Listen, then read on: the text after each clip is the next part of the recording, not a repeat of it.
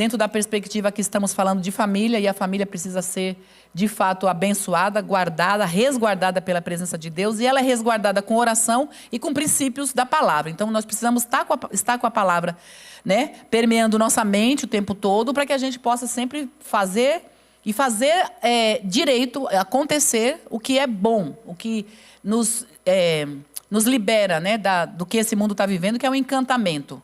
É um encantamento que vem da parte espiritual maligna, que as pessoas estão vivendo sem noção, vivendo sem perspectiva do que é a família, os papéis. Então, nós temos feito essa campanha desde o começo do ano e estamos nela sem interromper. E cada dia tem um tema. Então, falamos de famílias transformadas e não encantadas. E hoje nós vamos falar que a família que não é encantada e é transformada, a mulher, nós, cada pessoa, né, os homens que estão aqui também precisam, cada um na sua posição, entendemos que precisamos estar sentados para cuidar da nossa família. Tem hora que a gente precisa sentar para cuidar da família.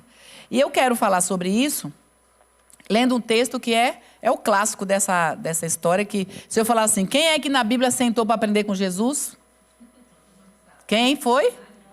Ah, tá, ufa, pensei que era só a diretora que ia falar aqui, ninguém ia saber. Eu falei, Jesus amado, então peraí, para tudo, vamos começar tudo de novo, vamos fazer uma escola dominical aqui, para entender alguns pontos. Mas a grande realidade, todo mundo sabe disso, né? Mas eu quero contar, e eu sou meio que detalhista, eu sei que os detalhes às vezes são chatos, mas tem detalhes que são em Deus que são importantes. E foi muito interessante que foi na hora da ministração da palavra do domingo, eu ouvindo o Joel pregando, em um dado momento, não lembro o detalhe, isso eu não vou lembrar também, mas também não veio ao caso, teve um dado momento que o Espírito Santo, lembrei, o Espírito Santo falou de uma maneira tão boa, comigo especialmente, porque a palavra ela é ministrada, né, como semente, né? É jogada a semente. E em cada solo, né, em cada coração, cai de um jeito, do jeito que a gente estiver preparado para receber. E teve um momento que foi muito boa a palavra para mim, né, o Joel pregando, falando, e Deus tratou comigo. E eu ali sentado, o Espírito Santo falou. E sabe o que o Espírito Santo falou para mim, Rebeca? O Espírito Santo falou assim, pois é, você só está recebendo essa palavra e você está aprendendo isso agora porque você está sentada, porque você parou tudo e sentou para ouvir. Uau, é isso mesmo, Espírito Santo? Aí eu corri na minha agenda, já anotei. Falei, opa, isso aí é para quarta-feira. Na hora o Espírito Santo... E é uma coisa assim, nova? Não, é uma coisa que a gente já conhece. Mas quem ama arroz, feijão e ovo frito? Meu Deus, todo mundo... eu acho que nós vamos fazer naquele dia que nós vamos ter a reunião aqui da palestra. Vamos fazer arroz, feijão e ovo frito. Ai, que delícia, todo mundo gostou. Olha, yes. Vamos fazer, depois eu aviso quando vai ser. Olha, nós vamos fazer arroz, feijão e ovo frito. Ai, que delícia. Pois é. O que foi mais aí? Com tomate? Uma saladinha, tá? Ai, meu Deus. Eita, agora tá subindo lá pro Nordeste. Agora eu comecei a gostar mais ainda. Ó, farofa. Marla é chegada na farofinha? Eu também adoro. Ai, que delícia. Nem vou dizer que eu gosto de comer com banana amassada, né? Porque eu vou falar, meu Deus, os paulistas vão dizer assim, eca, pois é. Eu, nordestina que sou, adoro. Bom, voltando na palavra, falar de comida aqui, vamos misturar tudo. Mas eu perguntei do arroz, feijão e o ovo, por quê? Quem comeu essa semana, comeu essa semana, ou semana passada, se não comeu hoje, semana passada comeu, hoje tem que comer de novo, não é? Não é assim a palavra para nós? Então, ainda eu estou falando do arroz, feijão e ovo, porque é o básico do básico, mas nós precisamos do básico todo dia. Então, a palavra de Deus, ela precisa, né, ser... ruminada, como a gente sabe da palavra. Ela vai e volta, ela fica dentro de nós, né, espiritualmente falando, para que venha trazer, né, o que de fato ela traz para nós. Porque muitas vezes a gente ouve uma palavra, um palavrão, que nem domingo, que eu falei para o Joel, meu Deus do céu, eu falei, que de dureza para poder falar. Eu brinquei com ele, falei, Joel, aquela palavra que você falou no domingo, meu Deus, eu estou tentando, como que fala? Bater no liquidificador para poder, que você falou, Regina? Destrinchar para poder... falar com as irmãs, com os irmãos nos gêmeos, porque é uma palavra, né? Eita, palavra forte, misericórdia, é um tutua mineira daqueles, né? Falei, não, e eu só sei arroz, feijão e ovo, então deixa eu dar uma batida no liquidificador e simplifiquei a coisa. Mas a gente precisa do dia a dia do tutua mineira, mas a gente precisa do arroz, feijão e ovo. E isso é o ruminar, porque às vezes a gente não consegue absorver muita coisa. O Espírito de Deus, queridos, nessas tardes eu tenho realmente sentido dessa maneira. Deus vem e fala coisas práticas, para a gente sair daqui fazendo. Não é para sair daqui pensando na palavra só. Não, já essa daqui com um passo diferente. Um passo que a gente já dá dentro do que o Senhor tem nos ensinado. Bom, dito isso, esse texto que a gente já conhece, né? Mas nós vamos ler, porque, eu conheço, nem vou ler. Não. A palavra de Deus, ela se renova na nossa vida, ela nos alimenta. Se a gente lê, você pode fazer a experiência de ler todo dia o mesmo versículo, todo dia, Deus vai alimentar a nossa alma. Então, eu quero ler com vocês Lucas capítulo 10, versículo 38 ao 42, que é o que vocês já conhecem na história de Marta e Maria. Diz o texto: Jesus e seus discípulos seguiram viagem e chegaram a um povoado onde uma mulher chamada Marta os recebeu em sua casa. Sua irmã Maria sentou-se aos pés de Jesus e ouvia o que ele ensinava. Marta, porém, estava ocupada com seus muitos afazeres. Foi a Jesus e disse: Senhor, não o incomoda que minha irmã fique aí sentada enquanto eu faço todo o trabalho? Diga-lhe que venha me ajudar. Mas o Senhor respondeu: Marta, Marta, você se preocupa e se inquieta com todos esses detalhes. Apenas uma coisa é necessária. Quanto a Maria, ela fez a escolha certa e ninguém tomará isso dela. Amém? Glória a Deus. Essa palavra é, como eu disse, bem conhecida. Nós já sabemos, às vezes não sabemos o texto, não sabemos os versículos, aonde está, qual é o livro, mas a gente conhece.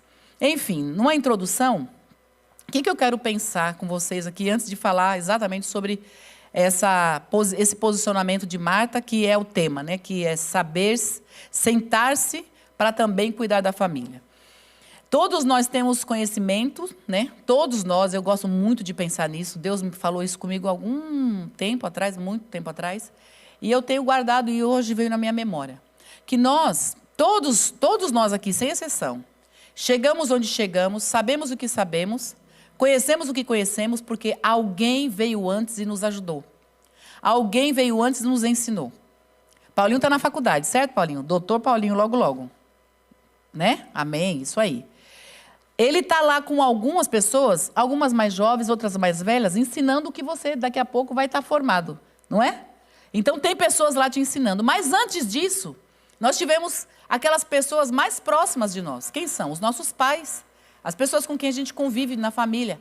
Se não, às vezes até o irmão mais velho. Eu não tive irmã mais velha me ensinando, porque eu sou a irmã mais velha.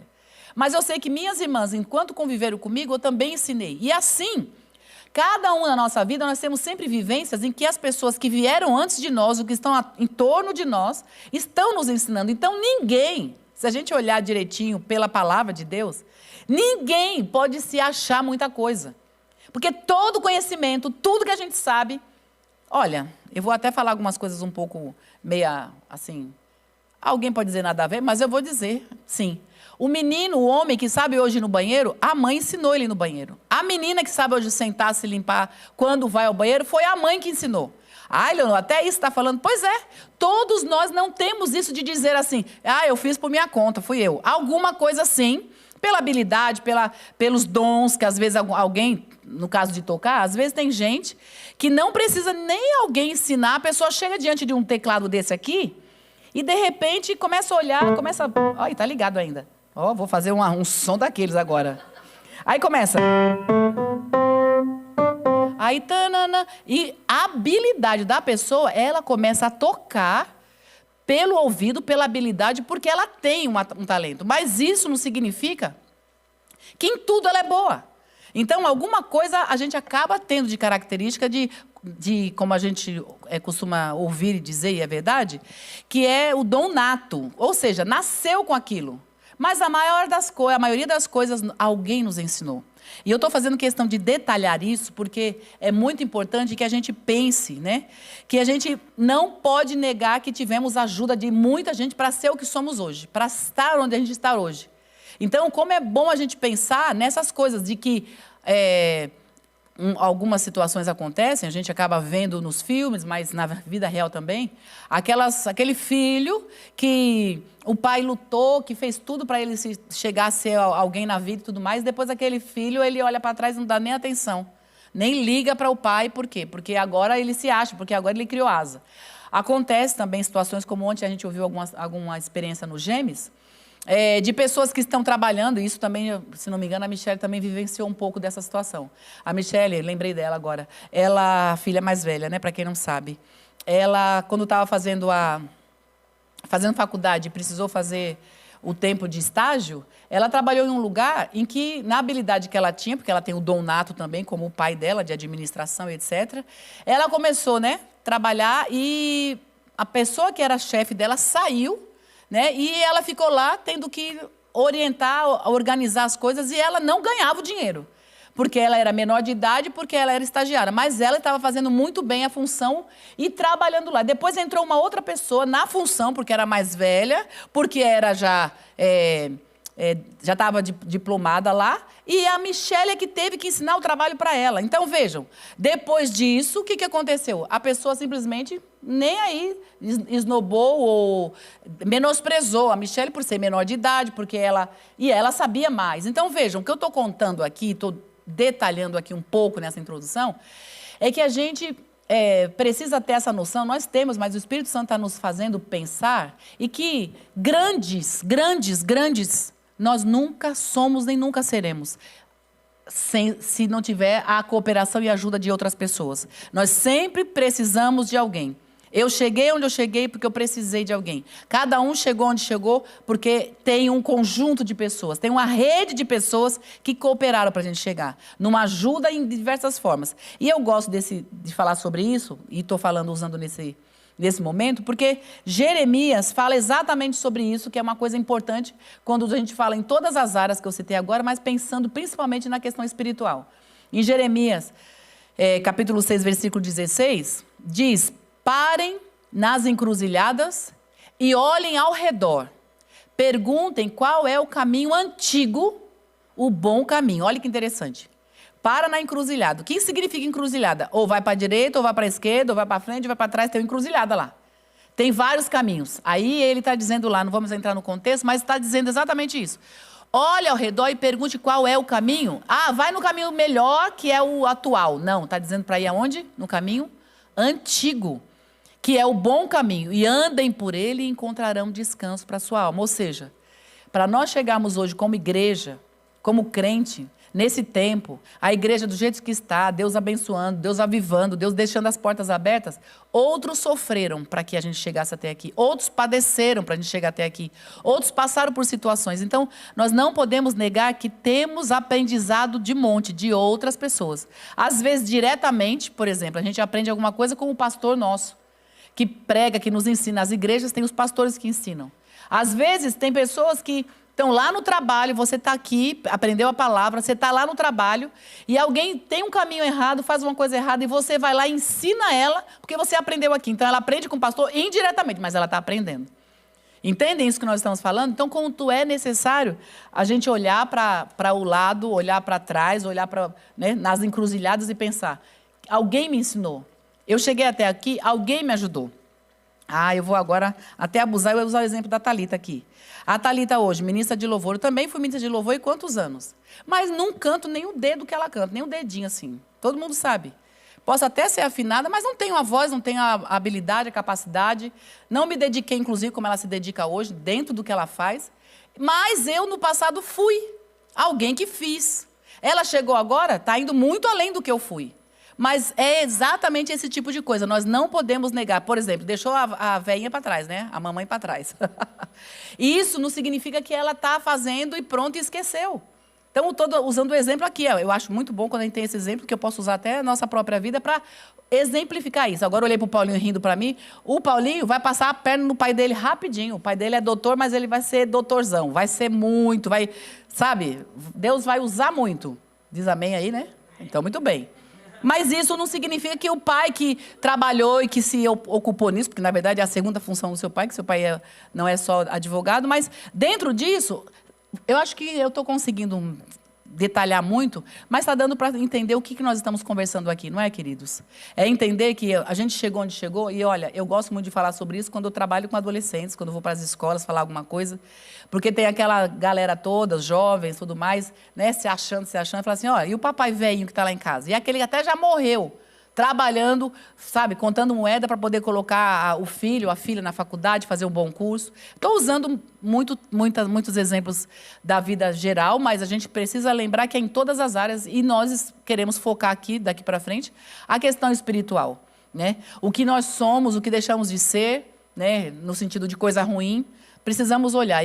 Posso dizer isso, minha mãe, ela nunca foi uma crente de igreja, de estar o tempo todo envolvida e tudo mais, mas eu lembro que com 10 anos de idade, ela começou a me carregar para a igreja. Onde ela ia atrás das bênçãos, mas eu estava indo. Então, pequeno, eu comecei a me sentir bem nos ambientes da igreja. Eu comecei a me sentir bem, o que era buscar a Deus. Minha mãe não era de buscar a Deus como hoje eu sou, mas o princípio foi lá atrás. Então, essas coisas nós precisamos sempre guardar, lembrar, fazer pensar. E pensando, né, nesse tema, que é saber sentar-se também é cuidar da família, o que eu quero agora detalhar com vocês é a respeito de 2 extremos que nós chegamos. Quando eu penso que eu sentando, como é assim? Eu vou me sentar e eu vou estar cuidando da minha família sentada? O que eu quero dizer com isso? Então, eu quero chamar a atenção de vocês para isso. O sentar-se é uma ação, no dicionário diz que o sentar-se é uma ação básica de repouso. Quando a gente senta, tem aquele dia, né? A gente trabalha, corre para trabalhar. Daqui a pouco, quando está em casa, geralmente em casa, quando a gente senta e fala assim, ufa, consegui sentar. As donas de casa já estão tudo assim, para mim. Porque quando a gente cuida, a gente não senta nem para comer, né? É com prato de comida andando, ou então na beirada das pias. Eu faço assim, mais ou menos. Então, o sentar-se é uma ação de repouso. E aí, vamos lá fazer uma perguntinha para nós mesmos. Como é que eu, repousando, estou cuidando da minha casa? Então, aqui, esse sentar-se tem 2 extremos e 2 perigos. Hoje, né, nós vamos falar da igreja hoje, a igreja atual do século XXI que nós vivemos. Esses extremos que podem nos atrapalhar de nós nos sentarmos para podermos cuidar da família, esses 2 extremos vocês vão se identificar, porque eles existem e estão aqui agora operando na nossa vida, né? Que é ou as futilidades ou a correria. Futilidade e correria nos impede de sentar para cuidar da família. O que eu estou usando futilidade? Me permitam, me desculpem, alguém que se sente ofendido, que acabou de comprar o seu iPhone 200 mil, não sei qual o número que está agora, mas isso aqui é uma futilidade. Eu estou falando de futilidade não quando você pega o tempo todo para trabalhar, porque eu pego o dia todo no celular para trabalhar, para falar com o líder de gêmeos, para falar com o líder, para falar pedindo dual, para falar sobre integração, para falar sobre batismo, para falar sobre recebimento. Toda hora eu estou com esse celular na mão.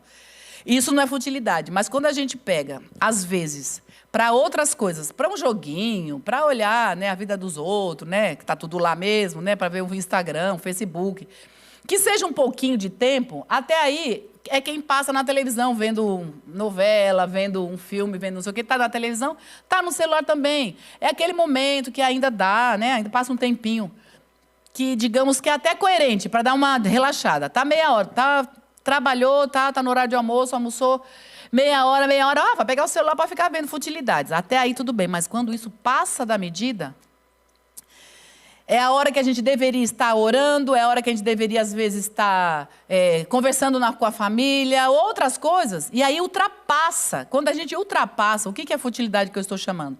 Quando a gente passa da hora, do momento de estar com isso na mão, porque nós estamos, né, numa forma geral de dizer, generalizando, nós estamos globalizados, nós sabemos as notícias do Brasil e do mundo assim em uma fração de segundos.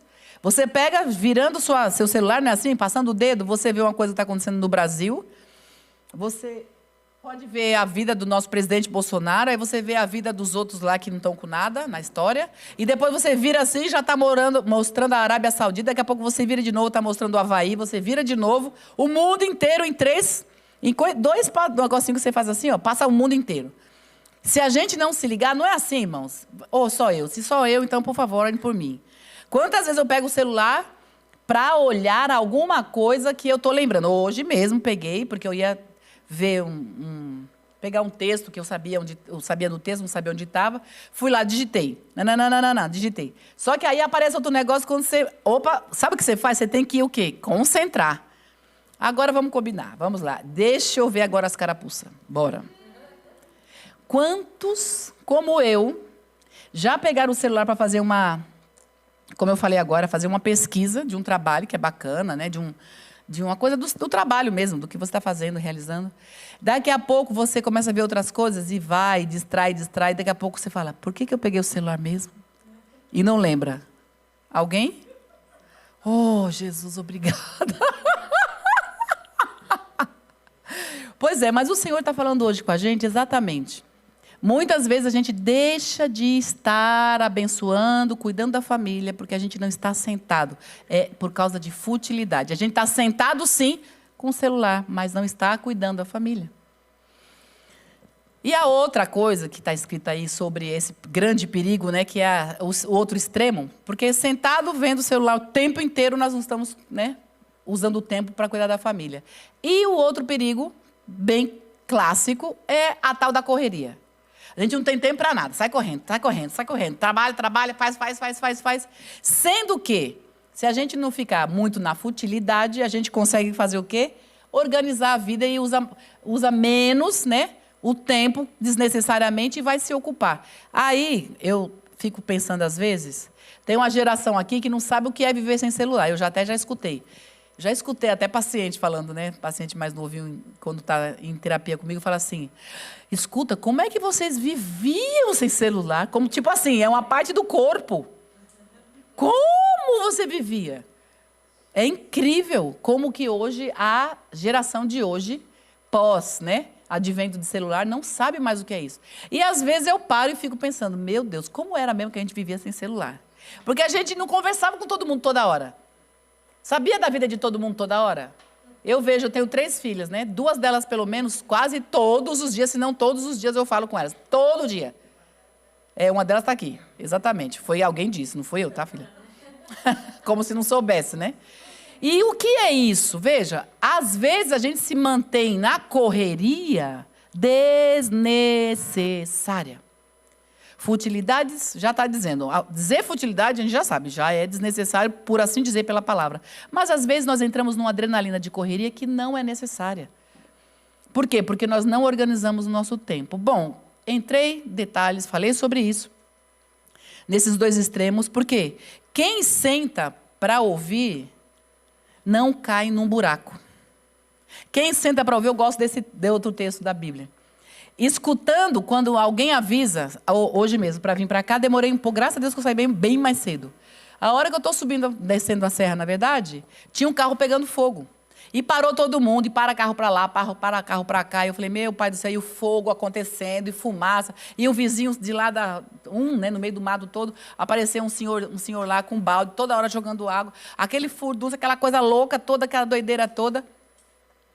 Aí, eu penso, quando eu passo por situações como essa, depois que eu passo, eu fico dando luz para todo mundo.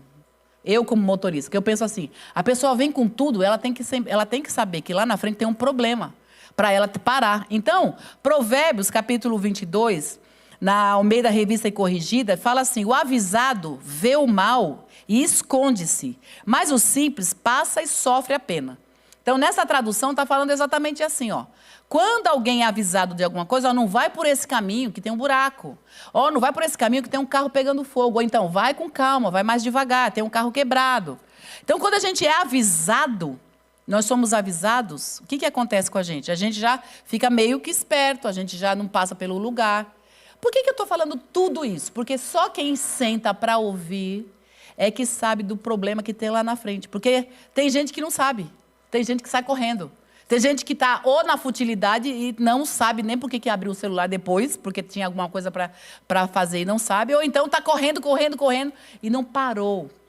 Então, nós estamos aqui entendendo, queridos, que vivendo em família é um investimento trabalhar para poder ganhar dinheiro, para poder guardar para a profissão do filho, para o estudo do filho. Ganhar dinheiro é bom. É ótimo. Fazer um curso para melhorar o trabalho e ganhar mais, para abençoar a família, ótimo. Mas sentar para ouvir também é um investimento que se faz na família. Nós precisamos parar para ouvir o que Deus tem para a gente. E Deus, às vezes, está falando alguma coisa, algum comportamento nosso, não vai por esse caminho, olha o que está acontecendo, que nem Provérbios. O Senhor vem sempre com a gente e fala assim, alguma coisa que está para acontecer, Deus já vai avisando antes. Mas se você não parou para ouvir, não sentou, você não escuta. E aí a gente põe a nossa família em perigo.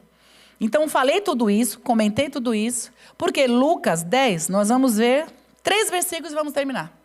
3 versículos apenas, 3 coisinhas que estão escritas aqui nesse texto de Jesus chegando lá na casa de Maria e Marta. Nós já ouvimos tantas pregações sobre isso.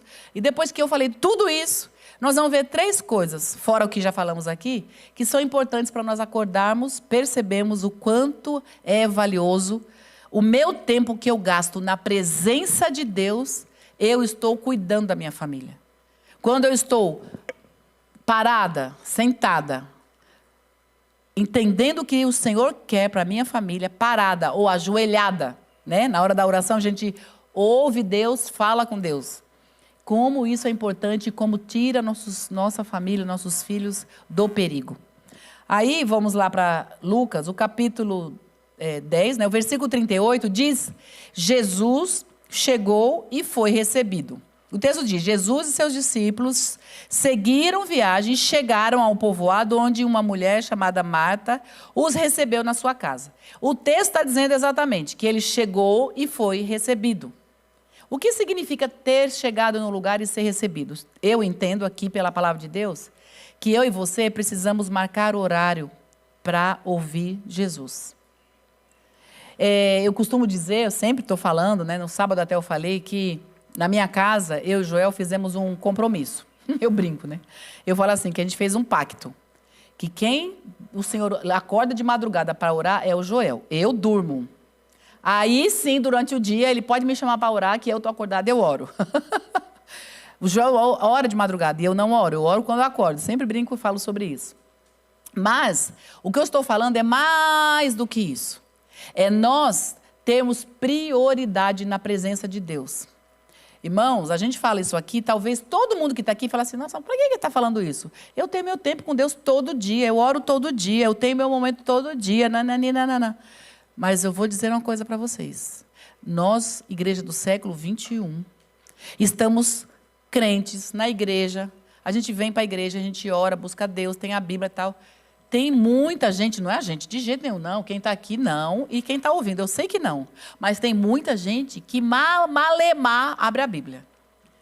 Sabe nem onde estão os versículos. Por quê? Porque não é na igreja, no culto de domingo, de quinta-feira, que vai descobrir onde está. É em casa. Não é na igreja, no culto, 1h30, 2 horas. É em casa, meditando, pegando a Bíblia, olhando onde estão os textos. É se debruçando, é falando com Deus. É com um tempo específico. E aí, vem uma coisa interessante de pensar, que o que é prioridade, todo mundo faz. O que é prioridade, a gente dá um jeito de fazer. É uma verdade ou não é? Todos nós, em qualquer coisa, qualquer instância. Ontem mesmo eu tinha que resolver uma situação, eu tinha muita coisa para fazer no escritório, mas eu tinha 2 coisas que eu tinha que resolver. Né? De manhã ir no banco, uma situação em relação ainda às questões dos inventários da minha mãe. E o Joel tinha uma visita para fazer e precisava de mim, eu tinha que estar com ele. Eu falei, não, amanhã à tarde não, eu tenho gêmeos à noite, amanhã à tarde não. Vamos na quarta-feira depois do culto. E tarará. Sabe que quando eu fui? Ontem à tarde. Larguei tudo que eu tinha para fazer e fui com ele. Por quê? Porque ele mostrou a necessidade e eu precisava estar com ele, que era uma visita com família, de uma família que ele ia fazer, e eu tinha que estar junto. E eu fiz o quê? As outras coisas deixaram de ser prioridade. Eu fui. Saí do meu normal, saí do meu, digamos, da minha rotina. O que a gente precisa fazer com Jesus? Ter rotina. Jesus chegou na casa e eles pararam tudo. A mulher lá parou tudo. E alguém fica falando, tadinha da Marta. A Marta foi cuidar, foi trabalhar e tudo mais. Queria fazer uma comida requintada, né? Queria fazer um negócio melhor, em vez de só um pãozinho com manteiga. Tudo bem, Jesus estava ensinando para ela que aquele momento era só pão com manteiga. Tinha que ouvir ele, mas... Aí ela pegou, queria fazer, né, um churrasquinho, queria fazer um frango, né, bem frito, ou então assado. Por isso que ela foi demorar, ficou cuidando da casa e tudo mais. Mas se nós olharmos, as 2 receberam. A Bíblia fala que as 2 receberam. Uma sentou para ouvir e a outra foi trabalhar, mas as 2 receberam. O que eu quero dizer com isso? Que alguém, ou seja, nós, precisamos ter o tempo em que a gente recebe o Senhor e pode parar tudo e guarda um tempo para falar com Deus. Todos, e não é de vez em quando. Aí eu pergunto, não é para responder. Mas quantos de nós temos aquele horário específico de todo dia falar com Deus? Eu vou dizer uma coisa para vocês. Eu, por exemplo, não tinha todo dia um horário específico para falar com Deus. A não ser na quarta-feira, que a gente tem todo o pessoal da intercessão, da torre de intercessão, tem uma hora específica, dentro de um relógio de 24 horas, todas as pessoas que participam da intercessão têm essa uma hora. Os outros dias, às vezes horário de manhã, às vezes horário de tarde, às vezes horário de noite, não tinha um horário específico. Aí, o que aconteceu? Veio o quê? O nosso pastor fez o quê? Essa oração dos morávios. O que aconteceu com vocês? Eu tenho horário. Por quê? Porque levanta correndo. Vou dormir mais um pouquinho, vou dormir mais um pouquinho. A hora que levanta é a hora de trabalhar. Então, pronto, já foi horário de oração só de noite, ou então só à tarde, ou então na hora que o calo aperta. Agora, faça sol, faça chuva, tem horário. É lógico, teve um tempo que eu tinha horário, e aí a gente faz outras coisas e vai... Se não... Olha, eu estou falando de mim, eu não sei vocês. Mas nós precisamos ter tempo para Deus, para sentar. E aqui Jesus chegou na casa e a Maria, sentou para ouvir Jesus. Aí, dentro disso, a minha pergunta é, quando você está orando, buscando a Deus, sentado, você para dizer, Senhor, o que eu faço na situação com meu filho? Senhor, me ajuda, o que eu faço com meu marido? Estrangulo ele ou não? Que tem aquela hora de vontade, tem ou não tem? Não, não fala, deixa para lá. Conta não. E assim, vice-versa. Tem os maridos também que falam, Senhor, eu quero matar aquela mulher. Me ajuda, como é que eu mato ela? A gente tem que chegar diante de Deus e fazer perguntas para Deus. E aí é orar. O que é orar? É falar tudo o que está acontecendo com os missionários, o que está acontecendo na igreja, orar pelo pastor, pela esposa do pastor, pela família do pastor. Obrigado, ora mesmo. Mas espera aí, eu tenho que ter diálogo. E para isso eu preciso parar, eu tenho que marcar horário. Todo dia está horário, eu vou. Aí tem aquele dia que não dá certo. Exemplo, eu viajei esses dias com o Joel, nós em 10 dias fomos em 3 estados, né, na estrada, aquela doideira toda. Não foi possível todo dia, meu horário das 8 horas, 8h30 da manhã, orar, não foi. Mas eu não vi a hora de chegar e aquietar logo no hotel que nós ficamos pelo último estado, para parar e começar e fazer tudo direitinho, porque estava assim, aquela correria, viagem. Tinha a oração, mas não tinha o horário. Mas era uma coisa de exceção. Irmãos, o Espírito Santo está aqui dizendo o seguinte, chega de buscar Deus como exceção. Quem é de Deus, busca Deus dando prioridade, não como exceção. Qual que é a exceção minha ontem? Eu fui fazer uma visita com o Joel em um lugar fora de São Paulo com ele. Aquilo é exceção, eu não faço todo dia. O que eu tenho que fazer todo dia? Buscar a Deus. Eu e você precisamos sentar para ouvir a Deus. E aí a Ângela colocou já o versículo 39, que diz que Maria sentou-se aos pés de Jesus e ele ensinava. Aí, aqui, o que eu aprendo? Para estarmos fazendo alguma... Para nós ouvir Jesus é preciso parar. É lógico, eu dirijo da Serra até aqui, orando muitas vezes. E quando eu chego aqui, às vezes eu nem vejo como eu cheguei, de tanto na presença de Deus que eu estava orando e tal. Não é que os carros estão desviando de mim, não, gente. Eu venho direitinho, tá? Antes que comece a aparecer uma brincadeirinha aí, eu não bati ninguém, tá tudo bem, normalzinho. Mas a gente vem numa graça de Deus conversando que você realmente se desliga de tudo, tá fazendo, enfim. Mas, aqui quando diz que Maria sentou-se, tem hora que temos que parar. Então, tem hora que tem que parar? Quando tem que parar? Todo dia. Arroz, feijão e ovo. Todo dia. Todo dia é necessário. Chegar diante de Deus e, além de fazer perguntas para Deus, que é esse momento que a gente sente, que a gente para, ouvir Deus é a coisa mais gostosa do que falar. Vocês já viveram essa experiência? A gente fala com Deus, é muito bom. Senhor, isso aqui, blá, blá, blá, blá, blá, blá, blá, blá. Daqui a pouco, Pai, quem é que tem essa coragem? Nós precisamos ter. Pai, o que é que eu estou fazendo que o Senhor não está contente? Eita! Aí para ouvir. Sabe o marido e a esposa, quando estão brigados lá, está nos DR? Aí lá vai a Diana. Tá, William, o que eu tô fazendo errado? Oh, Deus amado. Que dureza fazer uma pergunta dessa, mamãe. Não é? Imagina ter que ouvir o outro falar dos erros nossos. Misericórdia, não é brinquedo, não. Agora, pior do que isso, no sentido de difícil, é Deus. Porque Deus fala. Deus vai falar, olha, você é orgulhoso. Ó, você está mentindo naquilo. Olha o seu comportamento. Você tem que ser melhor. Você está assim, está maltratando esse. Meu Jesus, ouvir de Deus não é brinquedo. Mas é isso que Maria fez. Ela sentou para ouvir. Então, a gente tem que parar para ouvir. Parar. A próxima vez que você for orar agora e falar, que a gente, como pentecostal, né? Eita que vai. Pega uma engata nas línguas, né? Eu mesmo, engato a primeira, segunda, terceira, quarta, quinta. Ei, xurianda, e vai, a gente começa a quebrar tudo. O mundo espiritual, eu sei que os demônios ficam num alvoroço, eles levam bordoado para todo lado. Não é não, Carmen? A gente arrebenta com o mundo espiritual, com o demônio, a gente vai orando, né, Regina? Mundo espiritual, Senhor, repreende, Senhor, impeça isso, impeça aquilo. E Deus vai agindo, sem dúvida. Ele ouve a oração, queridos. Deus ouve a nossa oração. Mas a oração também, Senhor, aí para tudo agora, baixa a adrenalina, já amordaçou, já amarrou os demônios, já mandou tudo longe para não voltar mais. Tá, e agora? Essa parte é boa. Agora, Pai, e o que eu preciso mudar? Ai, delícia! Deus fala. Ela parou aos pés de Jesus, sentou aos pés de Jesus e ouvia. Você está ouvindo a palavra agora. Ok, Deus está falando. Mas você precisa sentar, ouvir Jesus dizer o que você faz na sua casa, na sua família. E olha, nós temos que chegar diante de Deus igual a gente, não é igual a gente chega na briga com o marido e a esposa.